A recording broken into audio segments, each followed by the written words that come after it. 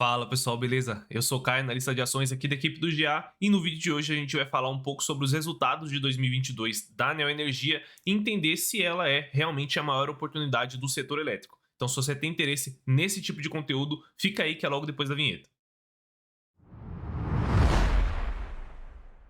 E lembrando que esse vídeo aqui não é uma recomendação de investimentos, e se vocês quiserem acesso a todas as nossas recomendações, é só se tornar assinante GA Pro nesse QR Code que eu estou deixando aqui no canto da tela. Além das nossas recomendações, vocês têm acesso exclusivo com todos os analistas do GA, né, incluindo o Lucas, que é o nosso analista principal, né, através de grupos onde vocês podem mandar mensagem diretamente para a gente, e funções exclusivas lá no site do Gerando Alfa, que eu acho que vocês vão gostar bastante. Então não perde tempo, faz o seu cadastro lá, testa a plataforma por alguns dias e se você gostar, você mantém o seu cadastro. Se você não gostar, você pode cancelar em até 7 dias, beleza? Bom, dado esse recado, agora sim, vamos para a análise de Neoenergia. Bom, pessoal, e como é a primeira vez que eu trago a Neoenergia aqui no canal, achei que faria sentido comentar um pouco sobre o mercado da empresa, onde ela atua, né, como ela ganha dinheiro, até pra gente se situar um pouco antes de realmente partir para os resultados, tá? E quem que é a Neoenergia, né? Como o nome já diz, é uma empresa que atua no setor de energia, né? Então ela é uma empresa totalmente integrada no setor de energia e atua em todos os segmentos, né? Desde a distribuição até a transmissão e a geração, né? Seja renovável, né? Por energias renováveis, energias limpas, ou até o que ela chama de liberalizados aqui, que é de geração térmica, tá? E hoje a Neoenergia é uma empresa que vale mais ou menos 17 bilhões de reais, depende aí do dia que você olhar, e ela tem um foco muito grande em distribuição, né? Então, se você pegar o EBITDA da empresa, o resultado da empresa, cerca de 85% ali vem de distribuição, uns 10% vem de transmissão, 10, 5% vem de transmissão, e o restante aqui de geração de energia, seja renováveis ou liberalizados, tá? E a empresa atua também com a venda de energia no Mercado Livre. Então ela lembra bastante a Engie, assim, uma empresa bem grande mesmo, uma empresa que atua em todo o segmento de energia, tem uma participação importante. A diferença é que a Engie foca muito em geração e o resto vem depois, e a Neoenergia foca muito em distribuição e o resto vem abaixo ali de distribuição. E falando dos resultados que a Neoenergia entregou nos últimos anos, tá? Ela fez o IPO em 2019, mas quando a gente pega aqui a evolução da margem bruta dela de 2017 até 2022, a empresa mais do que dobrou a margem bruta, saindo aqui de 7 bi para mais de 16 bilhões no ano que se encerrou em 2022, ao mesmo tempo que ela conseguiu controlar bem as despesas, né, de 2017 para 2022, a despesa cresceu praticamente 4% ao ano, bem abaixo do IPCA ou IGPM, né, que são índices aí referência para o setor de energia. Então a empresa conseguiu crescer bastante a margem bruta dela, ao mesmo tempo que ela controlou aqui bem as despesas e os custos, tá?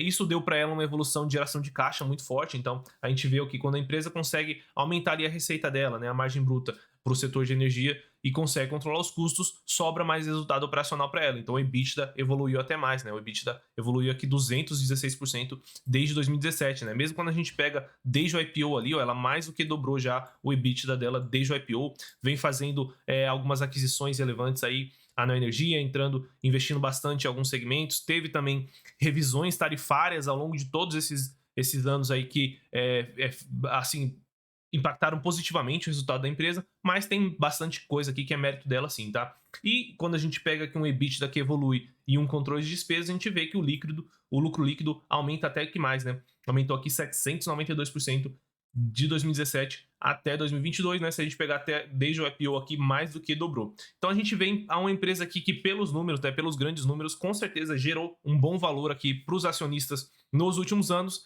A gente imaginaria que a cotação dessa empresa estaria subindo, né? E aí é que é estranho, muito estranho para o investidor hoje, porque a gente, né, que fala aqui de investimentos, a gente fala que a cotação das empresas no longo prazo tende a seguir os resultados, tende a seguir o lucro. E quando a gente olha as cotações da Neoenergia, pelo menos desde de 2020, ali março, fevereiro de 2020, as ações já vêm caindo 38%, tá? Apesar de que sim, é um prazo aqui curto, 2, 3 anos não é necessariamente longo prazo, não é compatível com os resultados da empresa, tá? Uma queda tão forte assim, os resultados deveriam estar piorando, tem alguma coisa aqui acontecendo.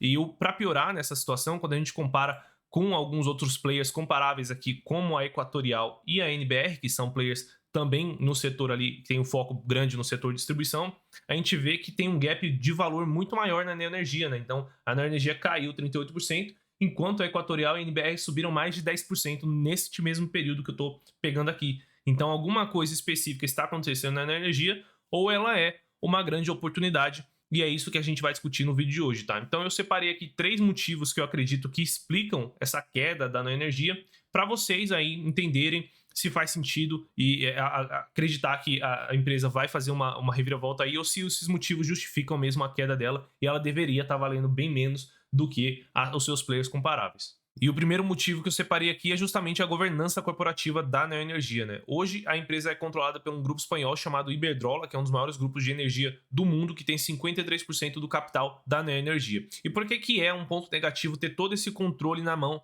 da Iberdrola, tá? No finzinho de 2021, a empresa lançou um comunicado que foi visto como um escândalo aqui de governança para o mercado, né? O mercado viu muito mal, né? As ações caíram bastante no dia da divulgação desse comunicado e basicamente a Neoenergia, né, concordou em pagar royalties pelo nome para utilizar o nome Iberdrola nas suas operações, né? O que o mercado não entendeu por que a Neoenergia fez isso, porque a marca no segmento de distribuição não importa tanto, né? As pessoas simplesmente pagam a conta de energia e não querem nem saber qual que é a marca que vem ali. A Neoenergia poderia, inclusive, utilizar outra marca, né? A marca Neoenergia, utilizar outras marcas, e eles concordaram em pagar um pagamento anual ali de 0,9% da sua receita líquida ajustada para utilizar esse nome, o nome da Iberdrola.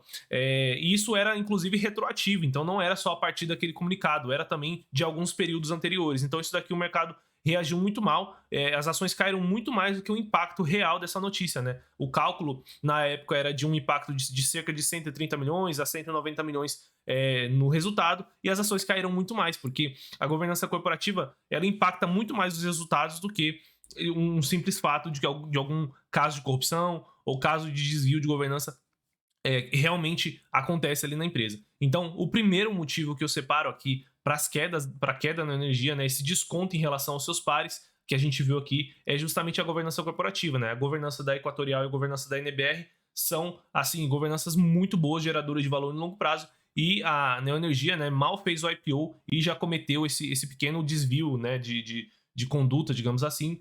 Isso fez com que o mercado colocasse esse prêmio aí nas outras ou desse esse desconto por governança na Neoenergia. E o primeiro motivo era um pouco mais subjetivo ali, né? A governança da Neoenergia. Agora vamos entrar nos resultados da empresa do quarto trimestre para a gente tentar entender quais são aqueles outros 2 motivos que eu falei no começo do vídeo, tá? Quando a gente olha aqui a receita líquida da empresa, quase 11 bilhões no trimestre, uma queda de 4% em relação ao mesmo período do ano passado. Isso daqui a empresa explicou que foi por conta do período maior de chuvas aí no Brasil, né? Uma conta de energia que barateou um pouco, além do fato de que a energia injetada dela reduziu um pouquinho. Na nossa visão, bem pontual, faz parte, né? São coisas que a empresa muitas vezes nem controla, então conseguiu manter quase que flat em relação ao passado, tá ok, né? Ao mesmo tempo que ela conseguiu aqui uma queda nos custos com energia maior do que a queda com a receita. Então a gente viu lá que historicamente a Neoenergia tem um ótimo controle de custos, um bom controle de despesas, e a gente consegue ver aqui que isso se repetiu no quarto trimestre de 2022. Então a empresa teve sim uma quedinha na receita, mas a queda nos custos foi maior. Isso fez com que a empresa terminasse o trimestre aqui com uma margem bruta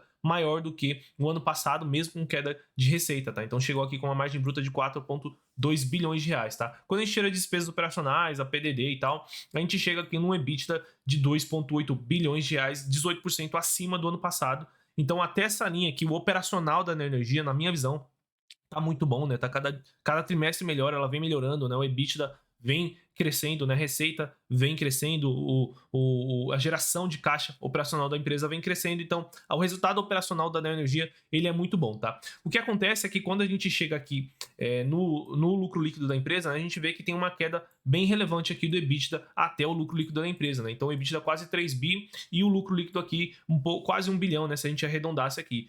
Mesmo tendo crescido 47% em relação ao ano passado, a gente vê que tem um lançamento aqui negativando o resultado da Neoenergia de resultado financeiro, né? Então a empresa tem aí quase 1 bilhão de juros impactando aqui negativamente o resultado dela no trimestre, tá? E esse daqui é o segundo ponto que eu separei, que eu acredito que pode estar assustando o mercado para se posicionar nas ações da Neoenergia, tá? Se a gente olhar aqui a estrutura de capital da Neoenergia, a gente vê que ela vem trimestre após trimestre subindo a dívida líquida da empresa, tá? Se a gente pegar isso aqui até 2017, vocês vão ver que todo trimestre ela vem subindo a dívida líquida, né? Então é uma empresa que está investindo bastante, está crescendo, mas está crescendo também a dívida, tá? Então saiu uma dívida de 30,7 bilhões no quarto trimestre de 2021, chegando aqui a 36 bilhões e meio no quarto trimestre de 2022, tá? uma dívida líquida sobre EBITDA de 3,15 pontos, tá? 3,5 vezes. Numa empresa de geração, numa empresa de transmissão, é normal a gente ver ali uma dívida líquida sobre EBITDA de 3 vezes, mais numa empresa de distribuição que tem uma receita ali que às vezes não tem a mesma previsibilidade de uma empresa de geração e de transmissão. Esse número aqui já começa a assustar um pouquinho o mercado, principalmente porque a gente não vê que isso aqui está numa tendência de queda, né? A gente vê que a dívida dela vem, a dívida bruta, né? O valor mesmo vem subindo bastante trimestre após trimestre, enquanto que o custo médio vem subindo também, né? Então ela chegou no custo médio de dívida de 11,5%, ano passado era um pouco mais de 8%, então está subindo a Neoenergia está subindo a dívida no momento que os juros estão subindo. Então o mercado está batendo em qualquer empresa que faça isso, tá? E a gente não vê, como eu falei para vocês, indícios de que ela vai parar com isso daqui, tá? Porque sempre saem notícias, né? Essa daqui é recente, de 16/2, né? Por exemplo, a Neoenergia avalia a oportunidade de compra da Coelce, tá? A Coelce é uma empresa de energia negociada aí no mercado cerca de 4 bilhões de reais, né? Mesmo que a Neoenergia fosse pagar, né, esse valor aí pela Coelce, já seria um incremento aqui de 4 bilhões de reais, levaria a dívida dela, a dívida líquida aqui para mais de 40 bi, né, uma dívida líquida sobre EBITDA, né, como a gente vê aqui que o EBITDA dela é 10 bi, chegaria já próximo a 4 vezes EBITDA, então realmente isso pode sim estar assustando o mercado, tá? E aí a empresa, talvez para tentar tranquilizar o mercado, faz anúncios assim que a gente nem sei o quão verdade são e qual é realmente o interesse aqui da empresa de, por exemplo, apostar em venda de ativos de transmissão para equilibrar a dívida dela. Então vejam como a governança da Neoenergia está prejudicando ali as próprias ações dela, né? A própria ação da empresa, né? Porque são boatos jogados ali na mídia, né? São informações meio tortas, assim, que a gente não sabe realmente o interesse da empresa, né? O próprio CEO aqui, ó, vamos comprar a Coelce, mas não vamos fazer nenhuma loucura.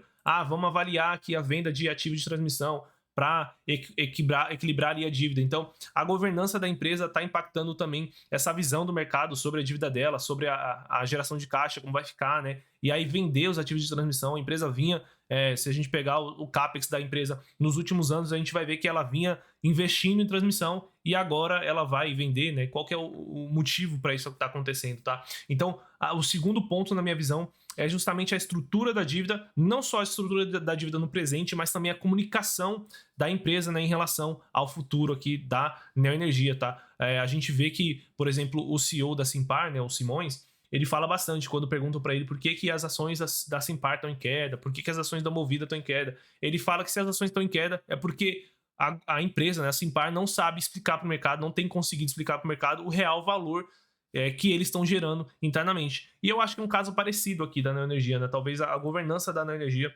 seja o que está impactando aqui realmente do mercado enxergar e confiar mais na empresa, né? A gente vê empresas aí como Ambev, WEG, que tem ali uma ótima governança e isso faz com que elas tenham um prêmio de governança histórica no mercado, e isso faz com que elas sejam precificadas aí sempre acima de pares comparáveis, tá? E a Neoenergia a gente vê justamente o contrário, a governança dela, apesar de não ser estatal, tá pesando contra ela. E o terceiro motivo que eu separei é justamente o CAPEX da Neoenergia, tá? O CAPEX é basicamente tudo que a empresa despende ali de valor, de gasto, de investimento para crescer, né, em novos projetos, novos ativos. E a Neoenergia vem nos últimos anos com um forte investimento em CAPEX, né? A gente vê ali 2017 3,7 bi, 2018 4,1, depois 4,5, 6,5, 9,3 em 2021 e agora encerrando 2022 com quase 10 bilhões em CAPEX ali no balanço dela, tá? Isso daqui pode ser sim positivo, né? Eu mesmo gosto bastante de empresas que investem para crescer, investem de uma maneira inteligente para crescer, né? Inclusive aqui a gente consegue ver a distribuição desses investimentos, a maior parte deles indo para distribuidoras ali até 2019. E 2019 para frente ela começou a focar um pouco mais em transmissoras e renováveis, né? E aqui entra aquela minha estranheza, como eu comentei para vocês, né? Como agora ela quer vender os ativos de transmissão, se ela vinha numa tendência de investir em ativos de transmissão nos últimos anos, acaba passando uma mensagem um pouco torta aí na minha visão, né? Mas ok, a gente vê aqui que a empresa vem crescendo bastante o CAPEX, isso é positivo? É positivo, desde que seja com rentabilidade. Não adianta você investir em vários projetos que não são rentáveis ou que não são maiores do que o custo da dívida, tá? Isso daqui é o terceiro ponto que eu levanto aqui sobre a Neoenergia, que pode estar afastando o mercado das ações da empresa, justamente porque o mercado, né, tem visto essas novas aquisições da Neoenergia como não tão rentáveis, tá? Então a Neo Energia, por exemplo, participou e arrematou, né, fez o maior arremate aqui do maior leilão de projetos de transmissão de energia no ano de 2022, e o mercado, né, estimou que essa compra não foi assim muito rentável, tá? Foi com uma RAP um pouco abaixo ali da expectativa do mercado, tá? Ela também comprou aqui, ó, a SEB por um valor muito caro também, visto pelo mercado como um valor muito caro, tá? Apesar de que a Neo Energia, sempre que ela faz, pelo menos no histórico, né? Sempre ela fez essas aquisições, né? Arrematou nesses leilões, participou nesses leilões por um valor que o mercado estimou como muito alto, e aí a empresa consegue entregar os projetos antes do prazo, começa a receber, né, começa a ter receita e impactos positivos antes do prazo, e isso faz com que a rentabilidade dela marginalmente aumente ali um pouco, e ela tem conseguido aumentar a margem ao longo do tempo, tá? Mas o mercado fica um pouco desconfiado sim quando a gente vê aquisições muito grandes como essa, com impacto muito grande, que não são muito rentáveis, tá? Quando a empresa é ali a empresa que dá o lance ali, o lance com um menor nível de rentabilidade, ou então faz uma compra que talvez não faça muito sentido, é vista como cara, ou faz anúncios, como eu falei para vocês, né, que quer comprar lá Coelce, às vezes não faz nem sentido para a estrutura de capital da empresa. Então, essa questão do CAPEX e da futura rentabilidade da empresa, além do fato de que provavelmente a gente não vai ter reajustes nos valores de energia tão altos quanto ela teve no passado daqui para frente, né, que a gente vê aí um arrefecimento da inflação, isso faz com que o mercado olhe para frente e veja que a Neoenergia deve ter uma queda de rentabilidade ao mesmo tempo que ela não para de aumentar a dívida, tá?